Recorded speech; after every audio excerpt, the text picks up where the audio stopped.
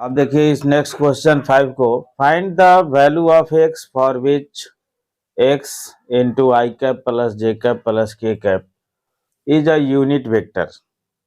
यानी ये अगर इकाई सदिश है तो एक्स का वैल्यू निकालना है आपको। ठीक है, तब जो है यहाँ पर सॉल्यूशन में 5 के क्या, तो आपको जो है मान लेते हैं vector a equal to x into i cap plus x into j cap plus x into k cap. अब अकॉर्डिंग टू क्वेश्चन ये जो है यूनिट वेक्टर है तो इक्वल टू जो है 1 होगा। यानी कहने का मतलब है under root x square plus x square equal to 1, that is under root 3x square equal to 1, that is root 3x equal to 1। ठीक है, तो यहाँ पर आप प्लस माइनस दे सकते हैं, तो x इक्वल टू जो है आया आपको प्लस माइनस 1/√3, ये दोनों हो सकता है। ठीक है, अब जो है आगे 6 नंबर जो क्वेश्चन है आपका, कि find a vector of magnitude 5 units, यानी उस सदिश को ज्ञात करें जिसका परिमाण 5 इकाई है, and parallel to the resultant of the vector a and vector b. यानी resultant of vector a and b का मतलब जो रिजल्टेंट हो जाएगा वो जो है वेक्टर ए प्लस बी हो जाएगा। ठीक है, तो वेक्टर ए प्लस बी हो जाएगा इसमें, तो ए और बी को ऐड की जाएगा तो 2i प्लस आई यानी 3i, 3j माइनस 2j तो प्लस में j, माइनस के प्लस के गया। तो इसका मतलब है कि अगर जो है इसके डायरेक्शन में find the vector of magnitude 5 units and parallel to resultant of the vector, इतना इस दोनों का रिजल्टेंट आ गया तो इसके पैरेलल होना चाहिए। यानी कहने का मतलब क्या है कि इसका अब जो है मैग्नीट्यूड चाहिए, तो इसका मैग्नीट्यूड कितना आएगा 9 प्लस 1 यानी अंडर रूट 10। ठीक है, तो इसका यूनिट वेक्टर पहले निकालिए और तब जो है जितना मैग्नीट्यूड का निकालना है उससे मल्टीप्लाई कर दीजिएगा। तो यहाँ पर जो है जब चलिएगा देखिए यूनिट वेक्टर जब निकालिएगा तो vector r by magnitude of r, तब यहाँ पर जो है 3i cap plus j cap by में अंडर रूट 10, यानी हो गया 3/√10 i cap plus j 1/√10 j cap. ठीक है, तो आप देख लीजिए अब हमें चाहिए कि 5 मैग्नीट्यूड वाला वेक्टर चाहिए। अब देखिए इसमें डायरेक्शन नहीं कह रहा है कि ओनली पैरेलल कह रहा है, तो पैरेलल होने का मतलब डायरेक्शन अपोजिट भी हो सकता है, डायरेक्शन में भी अपोजिट भी हो सकता है। यानी रिक्वायर्ड वेक्टर जो लिखिएगा तो वो जो है लिखिएगा क्या, तो यानी प्लस माइनस 5 और इनटू यूनिट वेक्टर आर।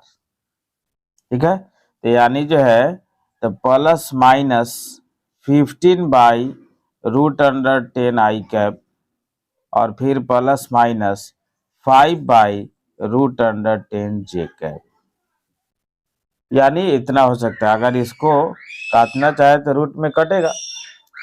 ठीक है, तो यहाँ से अब आगे जो है देखिए 7 नंबर, ये आपका रिक्वायर्ड वेक्टर हो गया।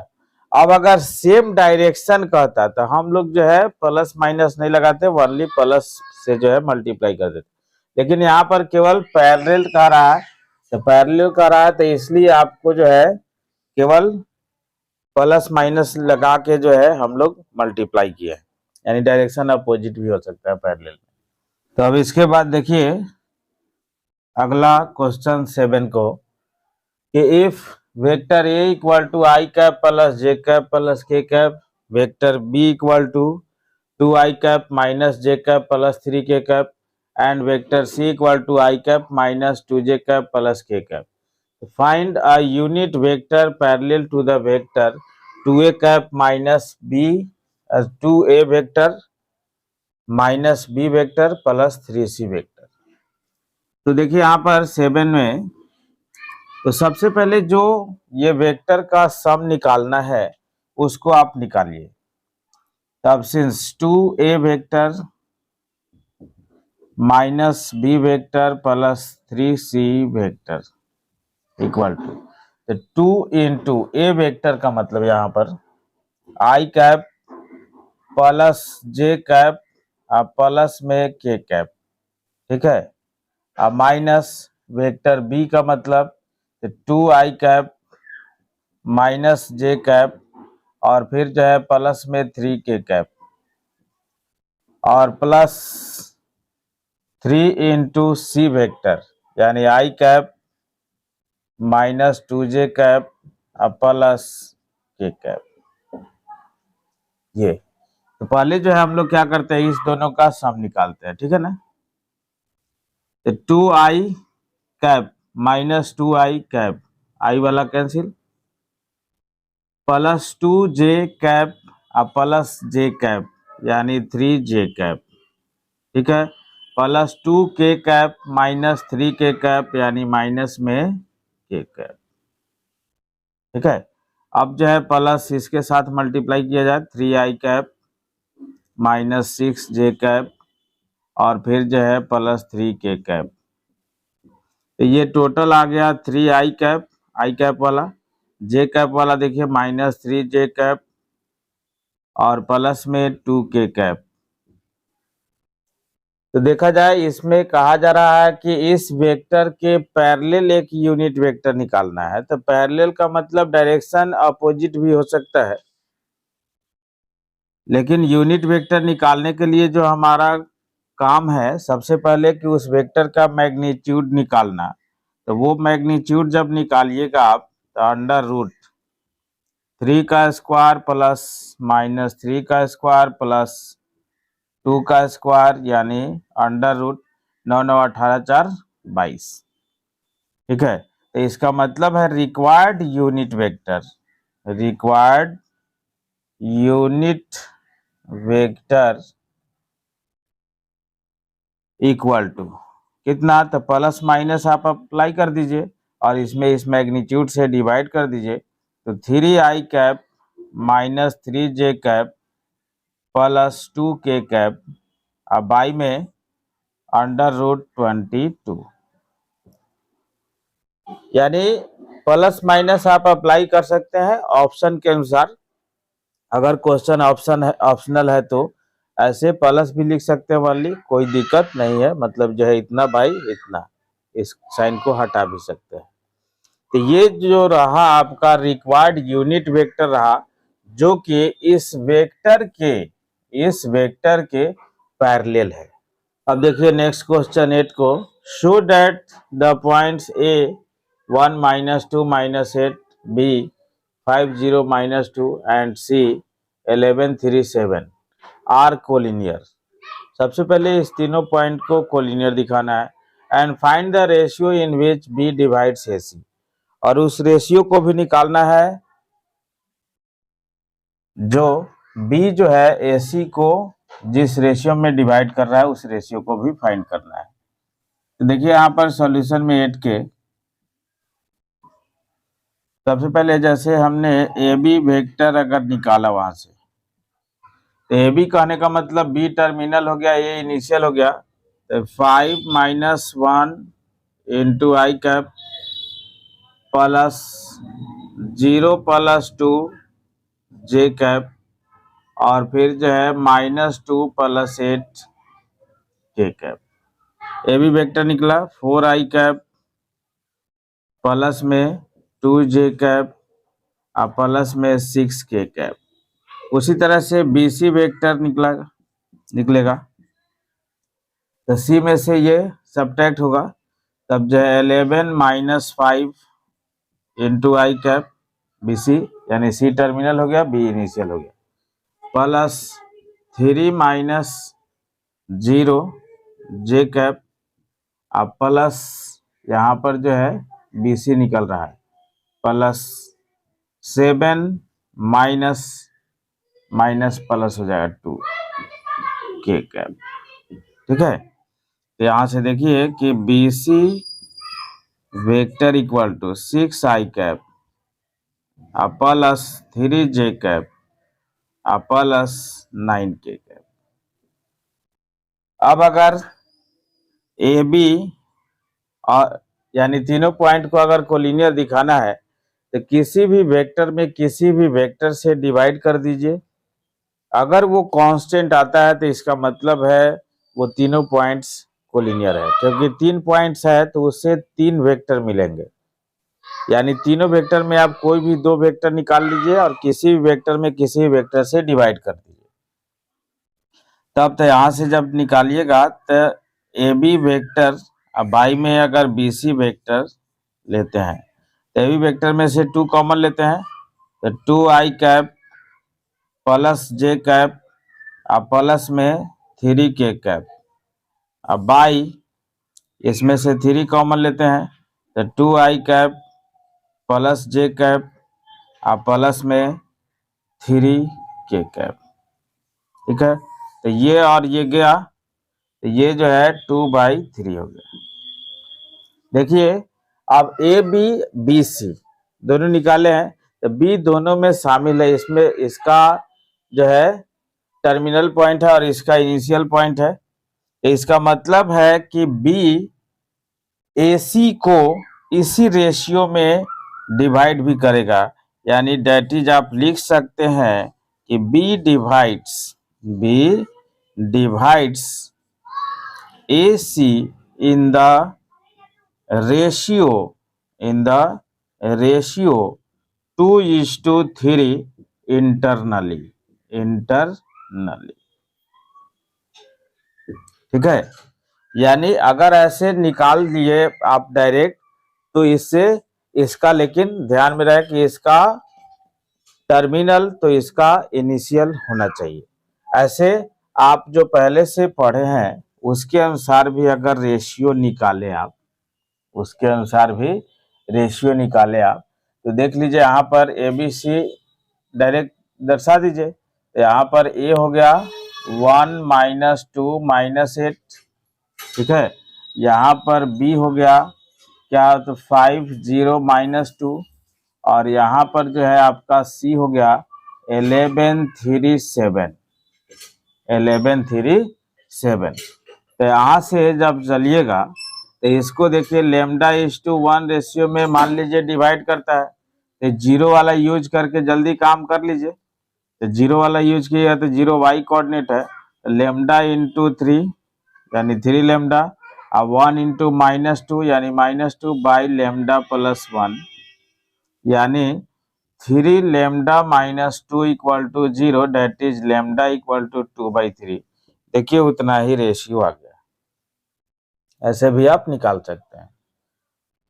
तो ये रेशियो निकल गया और फिर कोलिनियर भी प्रूफ हो गया। क्यों? क्योंकि a b by b c जब आया तो इसका मतलब है तीनों पॉइंट्स जो है कोलिनियर हुआ है। एंड हेंस यहाँ पर लिख सकते हैं ये भी कि पॉइंट्स आर आल्सो कोलिनियर यानी संरेखी भी हो गया। अब देखिए 9 नंबर क्वेश्चन का सॉल्यूशन कि find the position vector of a point r which divides line joining 2 points P and Q whose position vectors are 2a vector plus b vector and a vector minus 3b vector externally।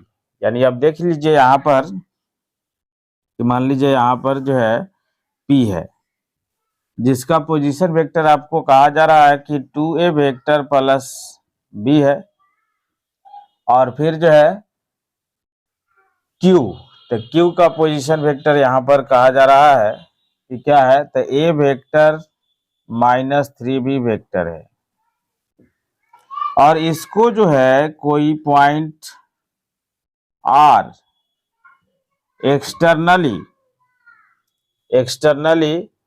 1:2 ratio में divide करा। इसका मतलब है R इधर नहीं होगा, R P के तरफ होगा, तो इसका मतलब है इधर आएगा। ठीक है, यानी आर जो है एक्सटर्नली उसको 1:2 रेशियो में डिवाइड कर रहा है, यानी 1 पार्ट ये हो गया और ये पूरा जो है 2 पार्ट हो गया। ठीक है, ये पूरा जो है 2 पार्ट हो गया। तो इसका मतलब है यहाँ पर देखिए 2 पार्ट, तो इसका मतलब है अब जो है हमें जैसे आर पॉइंट यानी आर का पोजीशन वेक्टर निकालना है।